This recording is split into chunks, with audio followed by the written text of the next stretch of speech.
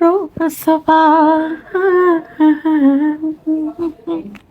මම මේ වගේ වීඩියෝ එකක් කරන්න ෆස්ට් ටයිම්. මම අද යනවා ලස්සන වැඩක් වෙන තැනකට. හායි. මේ කොහෙද යන්නේ? ඔයා? ඇයි ඔයා මේ වෙලාවේ? මට හිතුණා මම ආවා. යන් ඔයා යන ඕන තැනකට මමත් එනවා ඉතින් ආ. මම යන්න වැඩකට. ඔයාවත් එක්ක කරගෙන ගියොත් මට කරදරයි. කරන්න දෙයක් නෑ බබා. ඉවසන්න පුරුදු වෙන්න. හරි. යන්කෝ. එයාවත් එක්කගෙනම මම ගියේ ඊවා පීරියඩ් අලයි ඉවෙන්ට් එකට. මේකට ගොඩක් කට්ටිය ඇවිල්ලා තිබුණා. ඒ ආපු හැමෝම එයාලා ආදරය කරන පිරිමි කෙනෙක්වත් එක්කගෙන ආවේ. මොකද පීරියඩ් කියන්නේ ගෑනු ළමයින්ට විතරක් අදාළ ටොපික් එකක් නෙවෙයි. මෙතනදී ડોක්ටර් අපට ගොඩක් දේවල් කියලා දුන්නා. ඇත්තට මේ සමහර දේවල් මම කලින් දැනගෙන හිටියෙත් නෑ.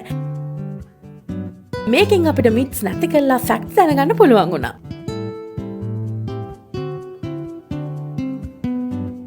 ෆන් ගේම්ස් තිබුණා. බොයිස්ලාගේ නොලෙජ් එක ටෙස්ට් කළා. මොකද බොයිස්ලාත් ඒ ගැන දැනගන්න, තේරුම් ගන්න, සපෝට් කරන්න ඕන නිසා. පීරියඩ් සාමාන්‍ය දෙයක් වෙන්න නම් ඒ ගැන විවෘතව කතා කරන්න ඕනේ. හරි අවබෝධයක් තියෙනවා නම් ඔයාටත් පුළුවන් හොඳ පීරියඩ් අලයි කෙනෙක් වෙන්න. ඉතින් ඒ දවස හරිම මීනින්ෆුල්.